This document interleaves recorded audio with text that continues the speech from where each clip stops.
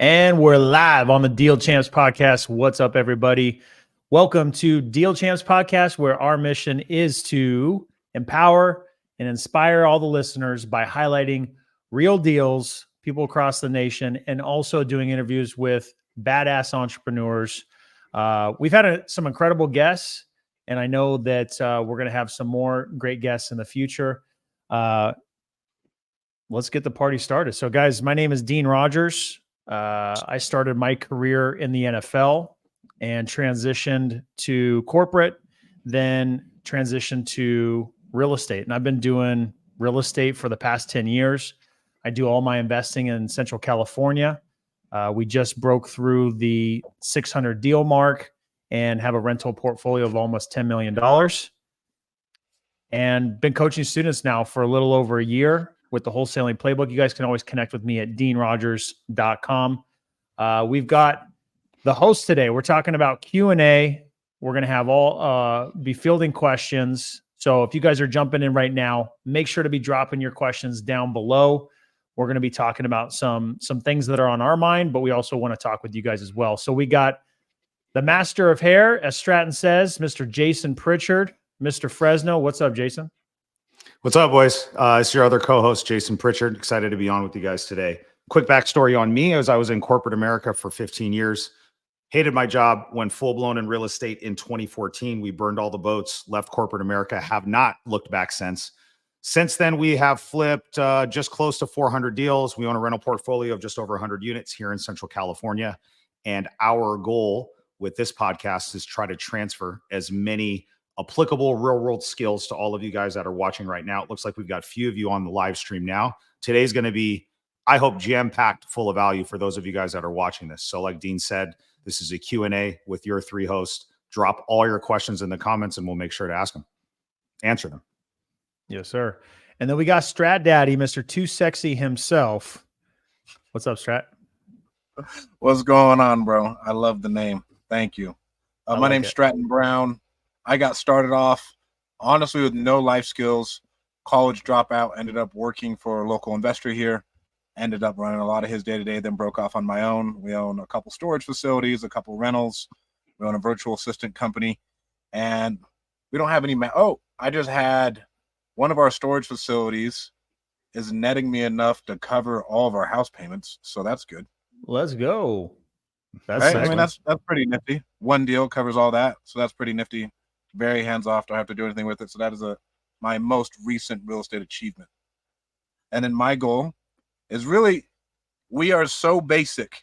None of us are extremely smart. None of us are extremely talented. It's really just stick-to-itiveness and asking good questions to the right people and then staying in the game long enough to get some good hits. And so my goal, just like these guys, is to show you guys how to do it and show you that it's 100% possible. Nobody is exceptional. And you just got to really go out there and take action. So true. So true. You are so basic, Strat. I mean, you took the words right out of my mouth. Besides my looks. And besides your sexy appearance. Besides my sexy appearance, my crazy intellect, my biceps, other things besides that are pretty basic.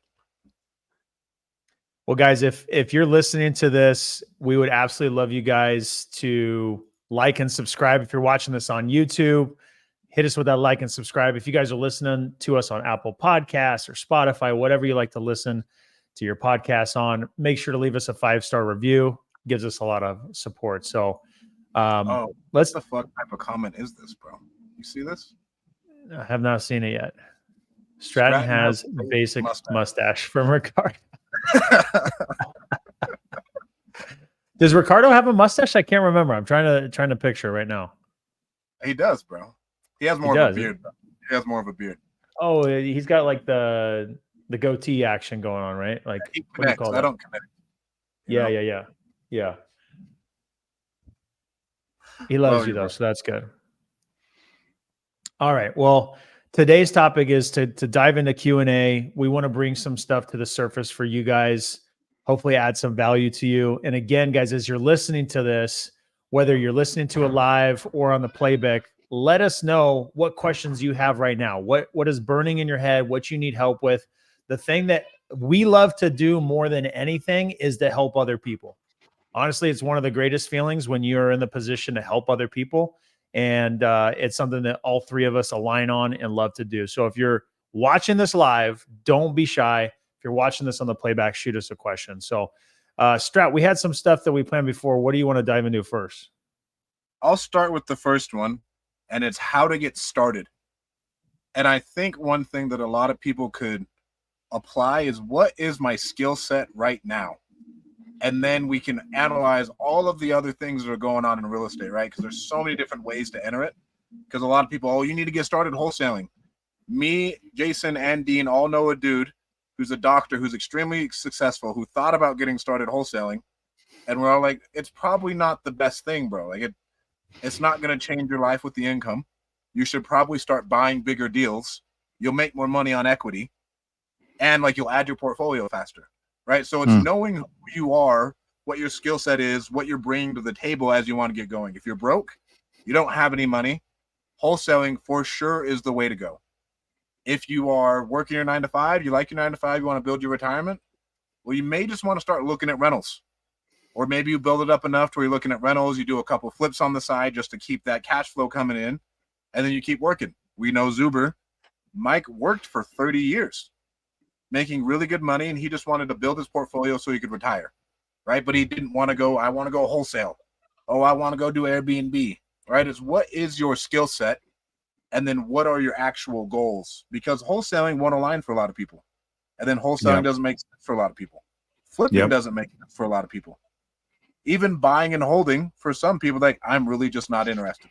I would like to do something else. And so it's knowing what your end goal is. Then you can reverse engineer from there, and it's sticking to one and then going all in for at least 6 months. Don't bounce around. That was a really good explanation, dude. I thought that was a very good way to do it. Clarity on the goal, then clarity on who you are, and then take those two things and apply it towards the lane in real estate that you want to get into. And I'll just add on top of that, because I think you hit the nail on the head. I think self-awareness is very important. So if you have a good understanding of who you are and what your skill sets are, it makes it easier to identify the things and specifically the people that you need to supplement the help that you're going to need to get your business off the ground. Because it's easy. It's not easy, but you can do it as a one-man army if you have the right skills and you just work your ass off. I think that is possible. All of us, I think, are people that have kind of done that to a certain extent, right? But a lot of people don't have either the sales background that I do or some of the intangible attributes that I think that all the three of us had that helped us to find success. So if you're not great at sales or you're uncomfortable talking to people, but you're really strong in systems and process and other things, maybe it makes sense to partner with somebody that has that sales background or the ability to go out and isn't afraid to deal with rejection, and you layer some decent systems and processes in there to hold it accountable. And maybe you guys partner for a little bit on your first few deals. You know what I mean? I think an issue I see with a lot of new people is that they're so focused on trying to do things themselves, and they realize that they'll get further faster by either partnering with somebody that has complementary skill sets or maybe bringing a deal to somebody else that can kind of show them the ropes and then help to get some momentum quicker. But I thought your response was great, man. Thank you. Yeah, I couldn't agree more. I think you guys both said it. So many people struggle at the beginning because it's harder than they thought. Look, this business, real estate investing, we're all doing it, been doing it for years. The business is simple. It's simple to understand. The hard part is just doing it consistently over and over again, because there's a lot of small nuances. Like conceptually, the business is simple, but all the nuances where people get caught up, and then just the effort of finding the deal, closing the deal, and getting the deal to the finish line. Those are all other areas where people fall short. And when I got started, my first year, I did it myself. And I will say I was doing good enough for a beginner, but it wasn't until I found my business partner at the beginning of my second year. There's an asterisk next to that because we made some mistakes right out the gate. But it wasn't until we got together that we created, it wasn't 1 + 1 = 2. It was a multiple, right? And us pushing each other and working together and adding value to each other help exponentially grow. And I think, you guys both said it, and I'll just say it again. If you're listening to this and you're just getting started and you feel like you're struggling, you don't have to do it alone. The shortcut is by learning from other people, by partnering with other people. And partnering doesn't mean you have to go create an actual LLC and get business married together. You can loosely partner. My partner and I, we were partners for a year and a half of doing deal after deal after deal until we said, okay, yeah, we should probably go get an LLC together, right? So partnering is a thing where you guys can complement each other's strengths and just help grow. So I think I love the way you started that out, Strap. Oh yeah, thank you. And what do we have right here with Ricardo? Yeah, throw Ricardo's comment up there. That's a good one. That's one of the best advice one can get. I wish when I started back in 2008, I knew what I wanted to do in real estate. I ended up buying someone else's dream at the beginning. And I think that we could go into a whole nother rant about this, about what do you want your business to look like and build it the way you want it to be. Because it's really, really easy to fall into the social media of like, hey, this dude has an office, this dude has this dude has that, to where you may not want to go out and build a $10 million business. You may just want to go do a couple deals. You're living your life, and then you go buy 10 houses and you retire, and there's nothing wrong with that. Yep. But like how we talked about at the beginning, you need to gain clarity on what the end looks like. And then you can back out everything else on how you want to build it. Do you want an office? Do you want it to be virtual?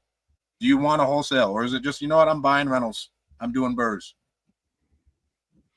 The only thing that I'll add, and I think this is something that I see once people get to this place, let's say you have clarity, you have a sense of where you're at and what you want to do. I think the biggest issue that I see is people get shiny object syndrome and don't just focus on doing deals. I have found that the new people that I meet, where they're just blinders on, laser focused on all I'm doing every single day is just activities that will bring me a deal. Those people tend to get the outcome that they want faster than the ones that one day they're looking at a deal, the next day they're looking how to raise money, the next day they're looking at creative finance, and it's really easy to get shiny object syndrome in our business, right? Because there's just all these new different things, and information is so accessible, more accessible than it's ever been. So the only other caveat I would add is that I've seen this over 10 years. New investors get more success when they focus on finding the deal before anything else, because all the other stuff is much easier to get to. Yep. Yeah, couldn't agree more. And I think just to add on top of all that, you said you need to look at how your business, how you want it to work for you. I completely agree. I think the reality for a lot of us, including myself, when I was dead broke when I got started, was I needed to understand what my business needed to do for me at that time, not what I wanted, right? I wanted to have time off and financial freedom and spend time with my family, but my ass needed to get to work and put money in the bank, right? And that's why for me, and you said it earlier, wholesaling is undeniably, in my opinion, the best way to get started because it's transactional. It's putting money in your bank account. There are no other additional things you need to do. You don't need to go flip the house. You don't need to stabilize the property and refinance it and get the tenant in there. You're just focused on finding a deal and converting it into cash now, not later, not if you do it right. It's now. And it's, you know what that amount's going to be. It's not a mystery. You don't have to perfectly execute the back end of it. And I think and this is from my own personal experiences, I found as I tried to scale my flips, and arguably the wrong way of just trying to like get as many volume deals as I could, to me, it wasn't moving the needle. It wasn't until I focused on making sure that I was putting my company's cash flow in the best interest and prioritizing wholesaling and only flipping the best deals, only keeping the best deals as rentals, that I transformed the business, and haven't been in a better spot since. You know what I mean? So I think you're going back to your statement, Stratton. You got to find what you want, and then you need to do what you need to do to get going, and then come back to what you want, right? I also think that if your focus is wholesaling at the beginning, it's going to lay a very solid foundation, because if you can get great at wholesaling, it means that you're great at generating leads and negotiating deals. And if you can get good at negotiating deals that you can assign to other buyers, then that means that you're buying them deep enough that if you eventually get to the space where you get to raise money and then you get to fix and flip it, ideally the spreads are going to be a little bit larger for you, right? Yep. And so I'm also of the opinion, and I started flipping everything first. And so I was one where I flipped everything for the first couple of years because I had kind of a backwards mindset to this, where I thought I was leaving money on the table if I assigned a deal. So my thought process was, well, these deals are fewer and further in between. I want to make as much money as I can on every single one. So let me just raise the money and close on it and flip it. And instead of making a 10 or 15K assignment fee, I'm going to make 30,000. And you pay for your education when you do it that way, especially if you're somebody like me that doesn't have like a strong construction background. I don't know how to manage projects. I don't know what things cost. I'm not good at estimating those numbers, right?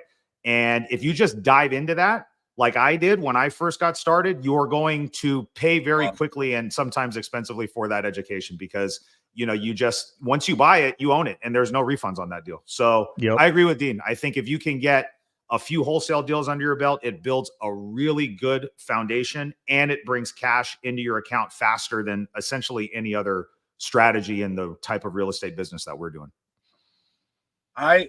Looking back now, and I've said this a couple times, do not buy rentals for the first 2 years and just stack as much cash as you humanly can.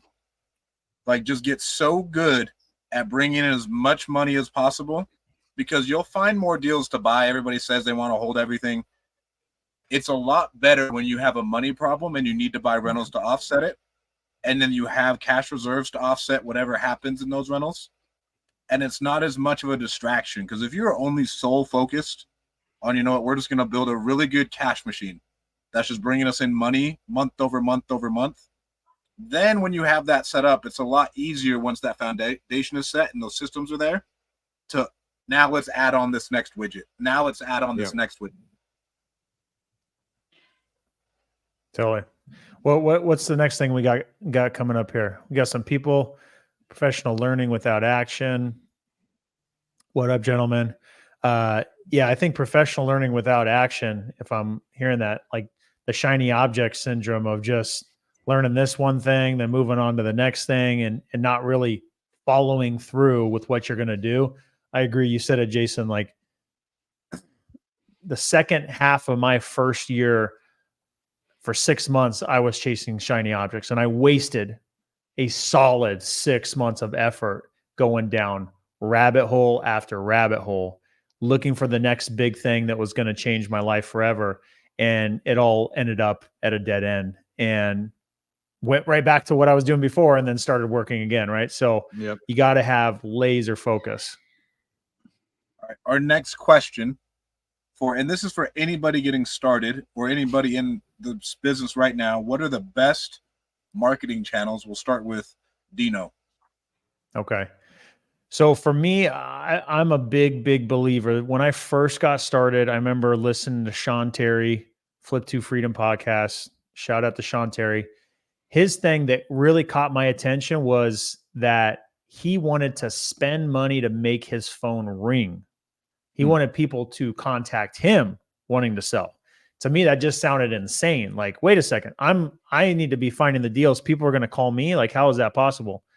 And when you fundamentally learn the different strategies that will make your phone ring with people wanting to sell, to me, that's the gold right there. So, I started out with direct mail. That was the bread and butter, and only did that for the first half of my entire investing career.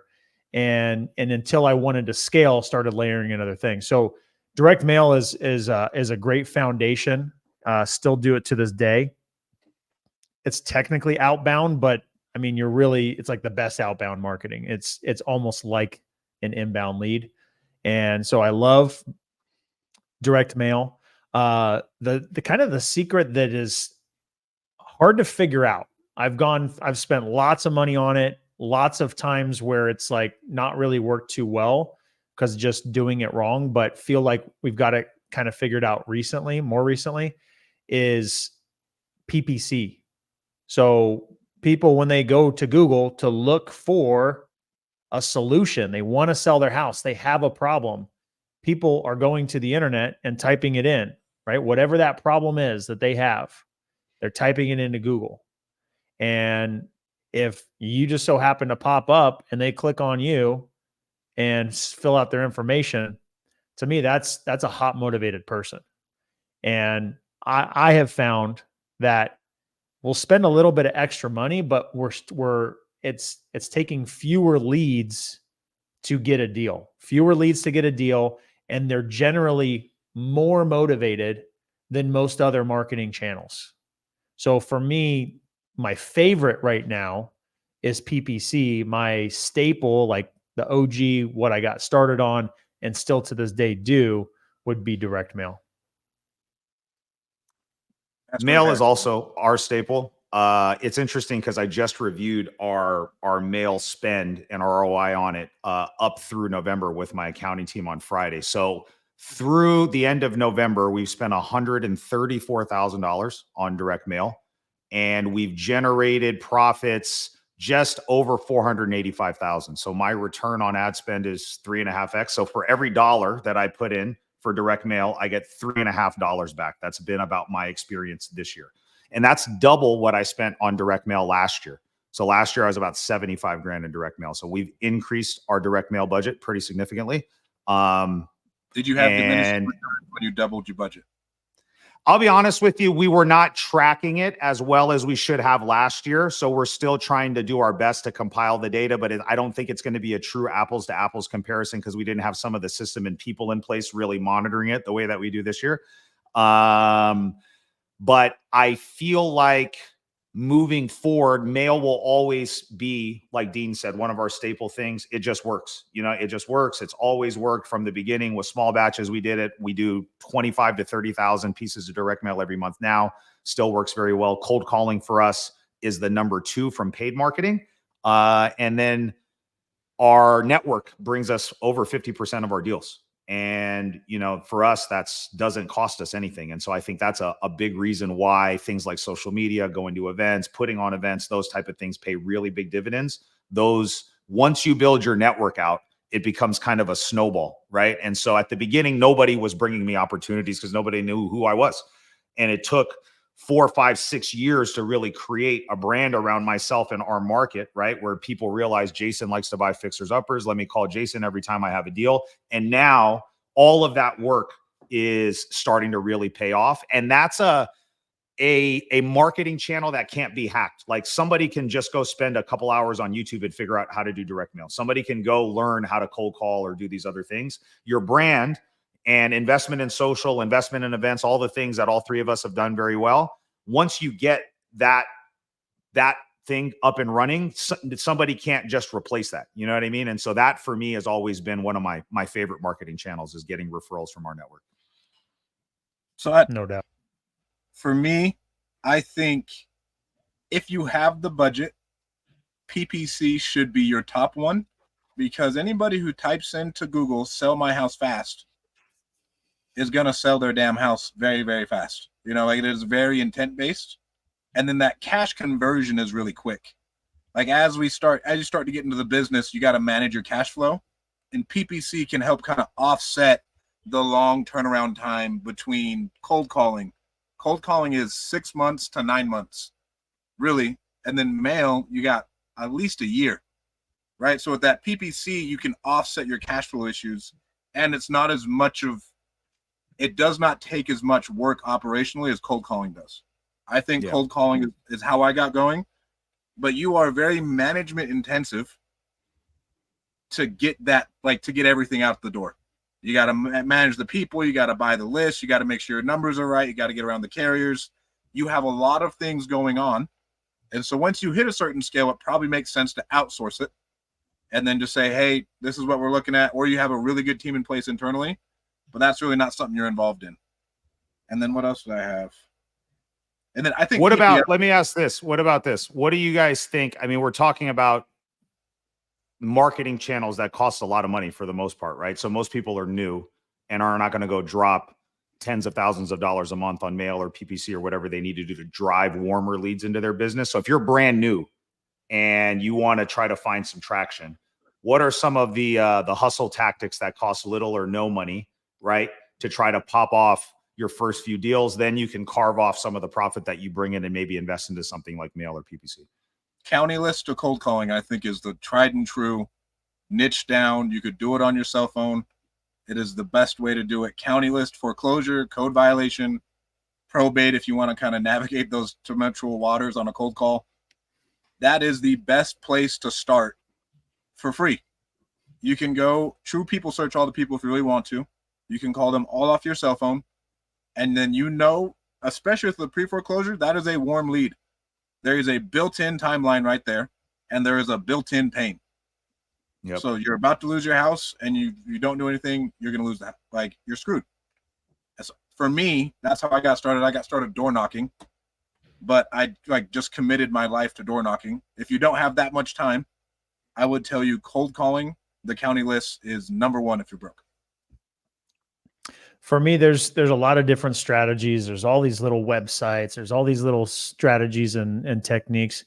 To me, to narrow it down to two that I think are really effective and I have personally experienced success with, I have seen other people experience great success with, are going to be driving for dollars is one. Okay. And there's tools that can make that simpler and easier for you. But just the mere simplicity of driving down the street and seeing that problem property and going to the ends of the earth to whatever you need to do to make contact with the person who can sell that property. Most people won't go that extra mile. And if you're in the position where you need to make money, chances are you have more time than you do money. Go that extra mile. Go find that owner, whatever you need to do, knocking on the neighbor's door, the property of the house, True People search to try to find their number, do whatever it is to find that person. And I know some people that have had really, really good success doing that. So that's the first. The second, and this is extremely underrated, networking. Networking, even if you're brand new. I think the misconception and limiting belief is, I'm brand new. I have nothing to offer. I don't even hardly know anything. Just you having like a body and warm blood, you have something to offer. You can hustle. You can put in effort and energy. You can connect the dots and make a deal happen. There's a student that I have that has done dozens of deals in his first year, most of them through just hustling and networking, to the point where blew my mind. If you're brand new, if you show up to a wholesaler or a realtor who has a deal and you say, hey, I think I have a buyer for that, even though it's not you, by you saying you have a buyer for that, that could make the deal work. And you can carve out some money for you to be made there. And as long as you're not recklessly sending this out to a bunch of people you randomly met or emails you scraped off a Facebook group, that's the irresponsible way to do it. The responsible way is to genuinely put the work in to meet and build relationships with buyers and then connect those dots. A wholesaler or realtor has a deal. You have the buyer, you contact them. Hey, I got a deal I think works for you. Can you pay X for it? Knowing that you can get it for Y. And there you go. You can make the Z, the difference there, and add value to that deal. So those are my two favorite ways.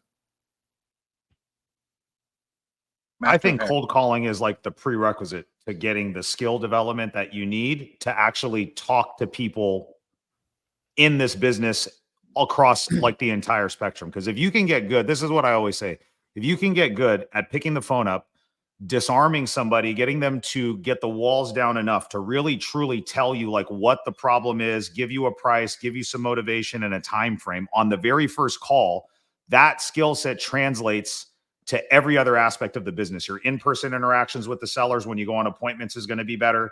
Negotiating with end buyers are going to be doing better. And it's one of the most cost-effective ways to do it. I see somebody put in the chat that they're going to go down to Fresno County and get a code violation list. I think all of those things are public records, guys, whether you realize it or not. Right now, you can put a digital request into the city of Fresno and request a list of every property that has a code violation on it. Doesn't take that much time or money to go get phone numbers for all of those owners. And you should just sit down and call from 9 to 11 and 4 to 6 every single day. And then fill the rest of your day with everything else, man. And I think if you can get good at talking to people and build the muscle of just consistently just doing prospecting and outreach every single day. In 6 months, you're going to be a completely different person when it comes to your interpersonal communication skills. So I really like that as a way to start.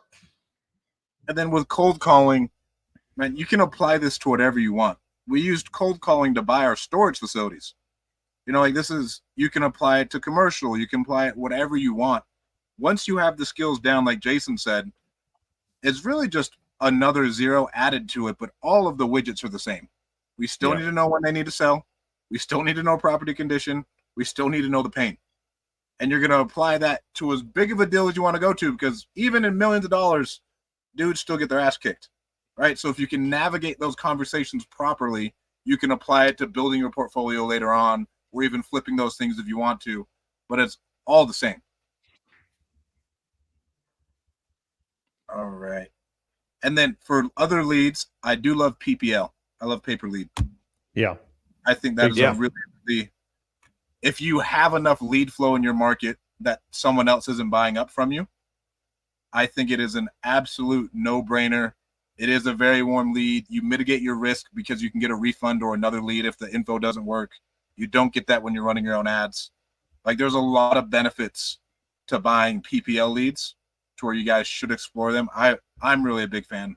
And we are doing a masterclass on PPL and PPC. Yeah, PPL has worked well for us. Speed to lead is very important with PPL. So if you guys are going to spend the money and you're newer and you pay for those leads, you have to be on them like ASAP. It's probably the same for PPC. So you can't just accept the lead and then get back to them tomorrow type of thing, because at that point, everybody else has called them, right? And so just make sure you have a good process down for intaking that lead and you're getting back to it very fast. All right. We got to throw Jason Pritchard, the master of hair, some red meat. I'm about to say something. You're going to see foam come out of Jason's mouth. Brace yourself. How do you raise private money? Jason, we'll start with you. We'll put a clock on it. But what is the best way for someone new, once they've leveled up a little bit, or even if they're getting to their first flip, to go raise money? Raising money for me is a numbers game, just like doing deals. So you have to think of it as a contact sport, meaning the more contacts that you make, the higher the likelihood that you're actually going to get somebody that's open to funding one of your deals. So you have to talk to a lot of people. So if you're uncomfortable and you're not good at putting yourself out there, you're going to have to overcome some of those limiting beliefs. What I used to do, and this is how I met all of my initial private money lenders, because I was too weary to go ask my friends and family. And frankly, my friends and family didn't have money to put in the deals anyway. So I needed to go outside of my normal network to go do that. And I would go to every event and I would have just a quick elevator pitch when I was either introducing myself in front of the group, or what I would say when I was meeting people there. And I'd say, hey, my name's Jason. I've got a couple deals under my belt. And right now I actually have more deals in my pipeline than I have money to fund those projects. So I'm looking to meet with some private money lenders, if you know anybody that's interested in working with me on future deals. And it was just that over and over and over and over again. And I would put myself out there at all of the events that I would attend. And eventually I would meet people that are like, because here's the thing with real estate investing, guys, like real estate investing inherently is very sexy, but like nobody wants to be in the trenches doing all the work that we're doing. They don't want to be making all the calls and going on the appointments and running all the numbers and then dealing with all the rejection and then managing contractors and all the other stuff that goes along with that. And private money lending, in my opinion, is probably, if not the most passive way, one of the most passive ways for you to be involved in real estate. You don't have to, none of my private money lenders go to the projects. They don't ask me about what paint color or anything that we're using. They fund their deals. They just make sure that our payment shows up every month, and then that's it. And so I think you have to go out and ask as many people as you can initially, and then eventually you'll get some traction with what you're looking for. And the bank always gets paid. The bank always gets paid.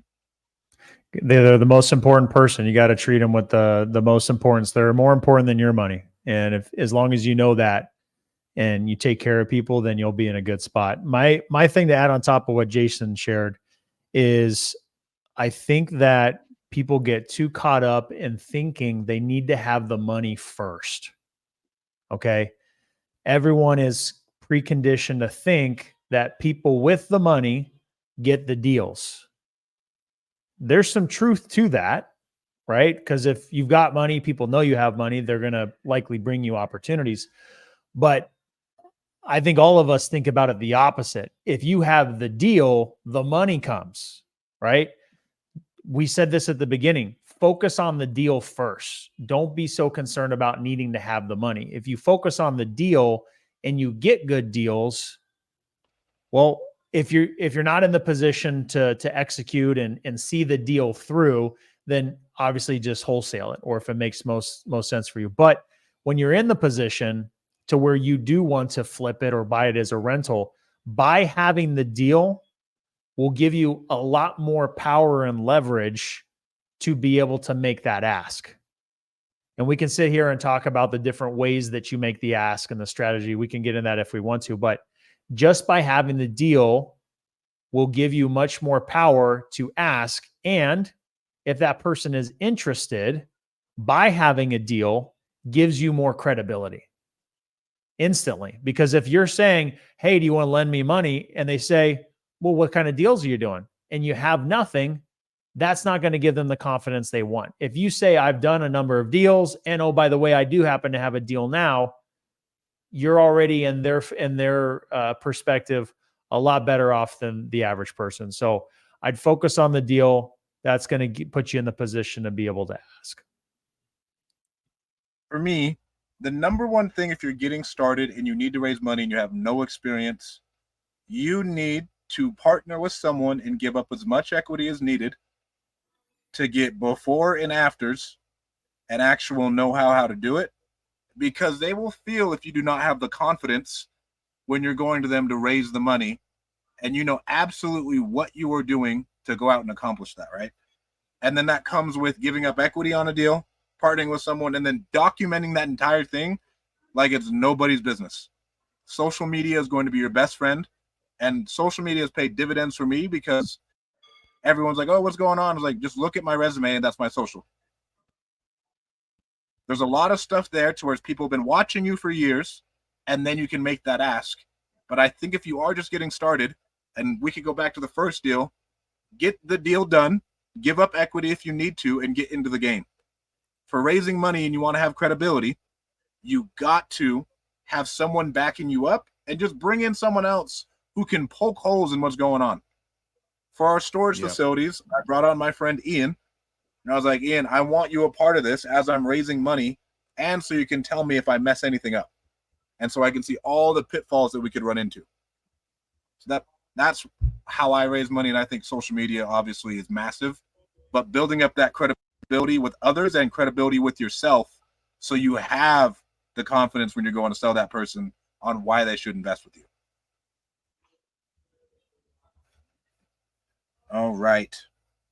Question. And we'll hit Jason with this one again. What's the biggest mistake you have made so far? Jeez. I made tons of mistakes, dude. I'll bring up the most recent one. This is the kind of the most painful one, and it's the most recent one. We had an issue where we had somebody that was a trusted part of our construction team that had worked with us for a long time that had we found out like maybe about 18 months ago that he had stole a significant amount of money from us, like to the tune of like over $100,000. And it was a very, very tough pill for me to swallow because I mean, the money was a significant amount of money for me. And so that sucked, but it was more so just about the trust and the relationship that I had with this guy. You know what I mean? And I had like let him go to my mom's house and fix a bunch of stuff. He went to my in-laws house and fixed, you know what I mean? He was at my house doing jobs. He had worked on all of our properties. And it was just like this huge, like slap in the face. Plus I just felt like an idiot, dude. You know, and it was just like really hard for me to process all of that. But we bounced back and we fixed all the leaks. And all you can do in those situations is try to find what I think is the silver lining, learn as much as you can, apply those learning lessons so that way you don't fall down the same traps again, and just get better and move on. And that's what we've done. And we've made so many improvements to the way that we like handle construction work orders and approve payments and do all of that stuff. Now our operation side and our construction side is running better than it's ever been. So I think we're actually in a process where like saving money because we've got all of these different checks and balances to recoup some of the loss that we've had, man. So lots of things that I can say, dude. We make tons of mistakes. That's what happens when you're a massive action taker and you just go and figure things out as you go. And you have to realize, guys, that things are going to happen. You're never going to be perfect. And your mistakes that you made are the cost of entry. That's the way that I look at it. That's the price of admission for getting in this business. And nobody that I know that's operating at a high level has never got to where they're at without making lots of mistakes, falling on their face. And the trick is just getting back up and pushing forward, man. So you cannot stay in one place after something like that happens. My biggest mistake by far is chasing too many shiny objects. All three of us went heavy down some e-com stuff. I lost 6 figures. Yeah. That, like, no question. It's a distraction. It's stress. I think I'm going to do this. We start up another business. Okay, that's another distraction. For hands down, my biggest mistakes have been following the shiny objects and not sticking to the main thing and building it up to be an absolute cash cow. The solution is not anywhere besides what's in front of you. And then once that thing is really set, and I'm not talking like 6 figures, has to be pretty big, then you can start to chase other things. But by far, my biggest mistake, besides people have stolen from all of us, but is shiny objects. Not staying focused enough on keeping the main thing, and giving that thing your full attention so it can flourish, not just grow. Yeah. Fast money comes fast and it goes very fast too. That's one of the things that I've learned, especially during like the COVID era when there was all the money was floating around and everybody was crushing, dude. And that's when like a lot of these other ancillary things come up. Like you're just making so much money in your core business. You think that you've got the Midas touch and everything that you do is going to work out the same way. And that fast money comes quickly and it goes very quickly too. So I've learned my lesson too. It's like real estate is my thing. That's what I'm good at. And I'm sticking with that. That's a good learning lesson, man. Stick with what got you here and just get great at that. 100%. I'm going to make this point so I don't forget it. I think what will be good for us to do is to think about, what we could have done different, like how did we make the mistake and what we could have done to avoid it. So I'll kick that off when I'm done with mine. So the 2 biggest notable mistakes that I made that were both so big that you can't say one without the other. At the beginning of my second year, I touched on it. When my partner and I first started out our partnership, our first deals together were shiny object syndrome. My partner was like, hey, things are kind of slower here. You want to go flip houses in Phoenix? I know you did some deals there.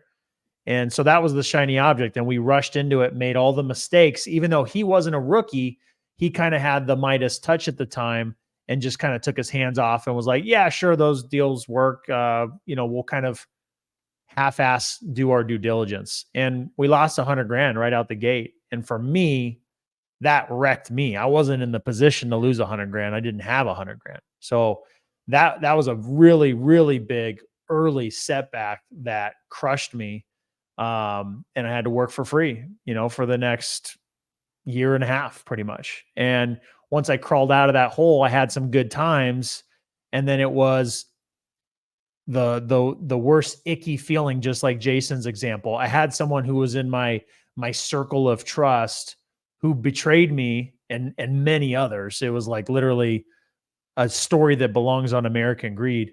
It basically got me to buy into a deal. I made the decision, so the blame does come back to me. But it was a guy who kind of lured me into a deal. I agreed to do it, and as soon as I bought it, the house of cards started to all fall, and it was a scam. It was a full-on Ponzi scam. It was a new construction deal.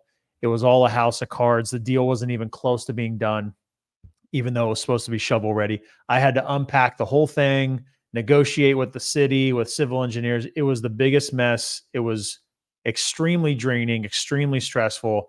And it was a shiny object at the time. It was, ooh, let me go grab this easy money over here. It's all ready to go for me, instead of just staying focused in my lane. And so I'll start by saying, what could I have done to avoid it? What did I learn from it? what I could have done to avoid it, guys, it's so simple. It makes you kind of sick to your stomach. Honestly, all I had to do in pretty much both scenarios is make one extra phone call. The one thing I say to people is just make the extra phone call. We get so excited that we want to block out some of the obvious red flags and ignore them because we're so focused on the potential money we make, we get these blinders on. And if I would have just made the extra phone call, like on that second big deal, which I didn't say how much I lost $187,000 and just got wrecked. For me, if I would have called one person, and by the way, the people that I could have called were literally contacts in my phone. I could have sent them a text message. That's the lack of due diligence that I did on this deal and the blind faith I had. If I would have sent one text message, hey, is this deal ready to go? Is all this check out? The person would have said, no, it's not even close. Why are you even interested in that deal? That deal stinks. We don't even like it. I would have avoided a lot of pain over the next year just by making the extra call and contact. So for me, that's how I could have avoided it. The lesson I learned was, you can't get so excited about the deal, you ignore the obvious things. And the lesson I learned, even though I was in the part of my career where I was just wanting to push for more, I needed to have more breakthrough. I needed to earn more, really is what I needed. It's better to do no deal than a bad deal. It is better to do no deal than a bad deal because the bad deal could really set you back, take you off the rails, and discourage you from doing any deals again. So be sure that you're doing the right deal. And part of the way to be sure is to borrow confidence from an experienced, trusted person and, to partner with them. So I'll put the question back to you guys. From Jason, your lesson, Stratton, yours, what do you guys feel you could have done to avoid that? And, what was the lesson you learned? Here's what I learned is in our business, I think it helps to be able to make decisions quickly, right? When we see a deal, we know the numbers make sense. You have a confidence to move quickly on that. I think all of us are not afraid to pull the trigger on something if we feel like we can make it happen. What I learned from my $100,000 loss was when it comes to money moving in or out of your account, everything has to slow down. So when you're getting ready to send a wire or cut a check or pay everything, you cannot be in a hurry when money is moving in or out of your account. And the reason why I got dinged the way that I did was because I'm just conditioned to making fast decisions in my business all the time, even big ones. I can be like, nope, let's go. We're ready. I'm ready to do it. And I can just make a decision and go. And that helps me a lot, but it does not help when you're talking about paying people or wiring money out or doing all of these things. So when it comes to money, things have to slow down. And there should be some type of check or balance to you if you're the only person. So there needs to be another set of eyes, especially on larger financial transactions that are happening in your business, just to somebody else that can be a check or balance to you to make sure you're just not missing something. Because we're at a stage where, literally hundreds of thousands of dollars are moving in and out of our account every single week. And so when that much money for us is moving around, there's got to be somebody else there keeping a close eye on things that you have a lot of trust in. So slow down, especially when money is moving in and out of your account. Bro, that one was awesome. Slow down. So I've been writing letters to Zeno of all of the lessons and mistakes that I've learned. And I just go letter to Zeno and I write out the issue that I caused and what I learned. The biggest thing with me is it was like the Midas touch and just losing and like trying to go for the big items. We started 3 new companies within a year when there was absolutely zero reason to. I had no background in those places, nothing else. And so my main thing was how I could have avoided it is by having better mentors in your life, for sure. And having just checking it by someone. And then the other way I could have avoided it is telling myself, think in a 10-year window and don't let anything else matter. Yes, it may sound cool, it may not, but it's all just lessons. I think I needed to fail in those ways in order to teach myself now the constraint of, you know what, it doesn't matter. Stick to the main thing. Keep the main thing the main thing. 100%. All right. Do we have any other questions, guys? We got quite a few guys of you on here. We'd love to hear if you guys have any questions that you need help with, so we can reach out, so we can help you at least just grow.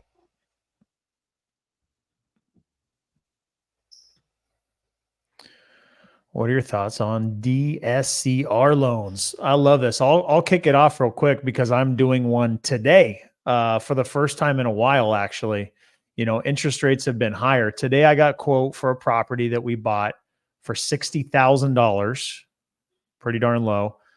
We got a private loan for $110,000. This house easily worth $175,000, arguably will appraise for more. The rent that we have in place is $995. I just got a quote while I was at the gym before I got here for the podcast, and the quote was for 8% interest. Okay. The payment's going to come out to $712, and it's like a 62% loan to value. And it's like a 1% debt coverage ratio. So those are all things and factors that they're going to think about and consider. You know, for me, if the numbers work, the numbers work. The thing for me when it comes to the rentals, as long as they're positively cash flowing, I want to buy as many of those as possible. As long as I'm having as least amount of money out of my pocket, the more I want to do. The loan amount on this one is for $110,000, which will replace the private money lender that we have. After the closing costs and origination costs for the loan, we're going to be $7,200 out of pocket is what I was estimated. So for me, I'm willing to do that. I actually over borrowed that $110,000 because I wanted to do a rate and term refinance when I did the refinance. I already had extra money that we didn't use from the renovation costs. We probably spent 25 grand and we borrowed, you know, $45,000 extra. So for me, this one, it'll cash flow a tiny bit, but really it's the wealth creation over time for me as to why I buy them. I think we all admit I'm not getting rich off of that property. Rich means I have money coming into my bank account and it's growing. I'm not getting rich from that property. That is literally a placeholder that I bought using someone else's money and then used their money to refinance it and essentially had no money in it and am going to benefit down the road. So now I have some DCSR loans that I'm cash flowing really well on. And so you can definitely make that happen too. I would just say that the benefits from those is having little to no money in them. And the cherry on top is if you're able to refinance such a good deal that you pull tax-free money out and put that in your bank to go use for other deals. So that's my two cents on that. Master of hair. We can't hear you, bro. Yeah, I think DSCR loans are great. I think they're a great option. It was a product that was not available, I think, when I first started getting into the business. So everything that I was doing was just conventional. So it would be a loan under my wife's name. It'd be a loan under my name. We just try to play that game back and forth. And as you guys start accumulating more properties, even if one spouse is W-2, if you're self-employed and you start like accumulating a bunch of rentals, underwriting and kind of going through those types of loan processes all the time can get more and more painful. They want more and more documentation. So I like the DSCR loans because they're easy. The rates are usually just a little bit more than what you're going to get as a conventional, and you can do as many of them as you want. And so we would do 5, 6 of them at the time with the same lender. We would send everything in. We would just, and so I think they're a great tool. As long as what Dean said is, even if they can work now, I mean, I know people that are making it work now, and as long as the cash flow makes sense, then I think it's okay, but I think Strat, you said something important earlier. If it's like you're brand new to the business, you have zero money, you're just trying to scrape your first deal. In my opinion, I don't think you should be stretching to get into a rental with a DSCR loan or anything else. You need to put 75 or 100K in cash in your bank account first, have a steady stream of deals. cherry pick the very best ones, and then use the DSCR loan for that. I don't have any feedback. I've never even done one. We're doing one right now. 7.5 is the interest rate on ours with no buy down. So we'll be interesting to see how it goes.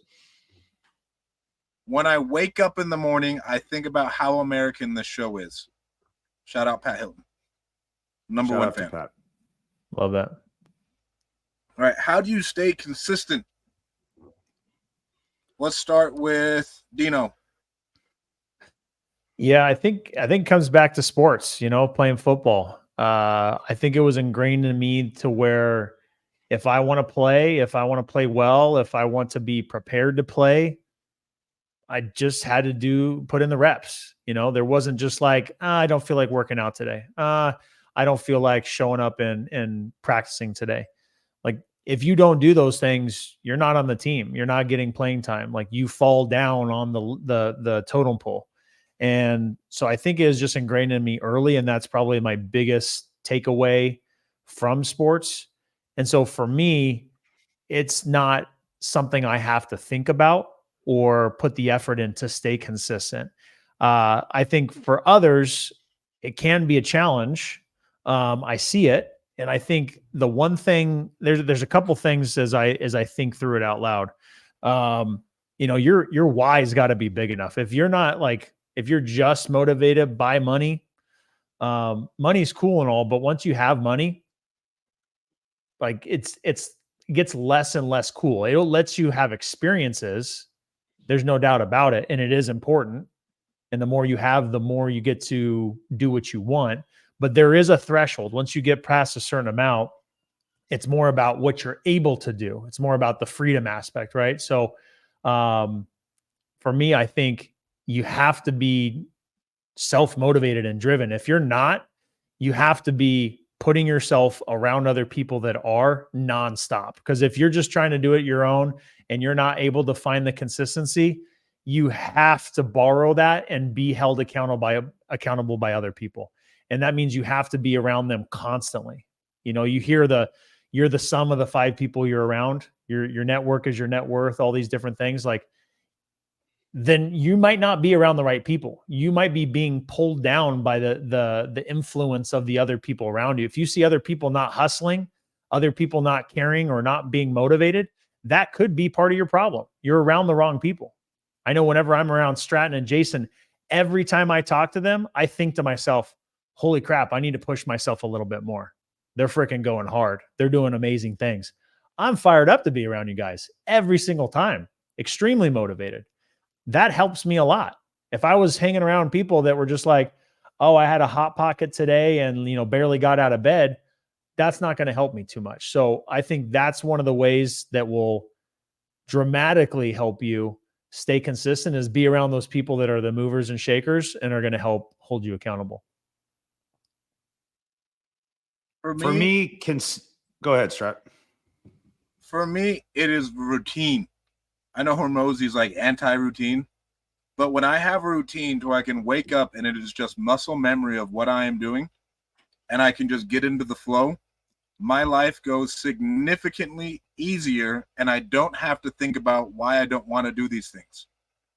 Right? But when I have a routine, I wake up, I hit my routine and I just go about my day, that makes it so much better. That's how I stay consistent. It's like, okay, you have to build the habits. What's that yellow book? The habit Atomic Habits or something like that? Atomic Habits. It's really good at breaking down the psychology behind it. I'm really big on routine, and that's what helped me stay consistent. And then planning the day before. I have found that when I wander into the next day, nothing gets done and I wander all day. Mm-hmm. If I plan my day before, I'll finish what I need to in the morning, and then I can create more activity in the afternoon. Right? But when I plan, there is no need to be consistent because I just know what needs to be done. And then at the beginning, this is why you kind of get a mentor or a coach. They tell you exactly what needs to be done that day because that has a lot to do with it. You're like, oh, well, what should I be doing this? Should I be doing that? They're like, no, hey, this is what needs to be done. This is what we focus on. Nothing else matters. But for me, building an amazing morning routine and just building out your day, and then planning your day the night before so you do not wander. You do not want to wander. Go read Napoleon Hill's book, Outwitting the Devil. It's the best book ever written on self-development. For me, consistency breeds repetition, and repetition is the mother of skill. So it's if you want to get good in this business, being consistent is the price of admission. And I don't know any other way around it. So if you boil it down to its simplest terms for the person that asked this, I do not know anybody, not one single person that is in this business, wakes up, just floats around, decides to do some work today, doesn't do anything the next day. Like there is always some type of structure to it. It doesn't have to be a morning routine and an evening routine and like time blocked and everything, but there is some method and structure to every single successful person that I've met. And you can't just, wake up without a fucking plan. I mean, it doesn't work that way. You know what I mean? Like you have to have a plan, you have to implement it, and you've got to get lots and lots and lots of reps, especially early on in the business. And you can't do that without being consistent. So I just told myself, if I want to find success, consistency is going to be a part of it. And you just make it a non-negotiable. And if it's a non-negotiable, and like Dean said, if your why is big enough, you'll break through those times when that voice in your head starts to get a little bit too loud and it tries to convince you that you don't need to make your calls or you don't need to do the things that bring success in. And you get to a space where you just get on autopilot, just like anything else. It becomes a subconscious habit, right? And that's what's really cool. Like if you do it long enough, you don't even have to think about it. Subconsciously, your body just responds when it's time to do it, and you don't have to force it anymore. At the beginning, you just got to force it. And there's no, it's just sheer willpower at the beginning.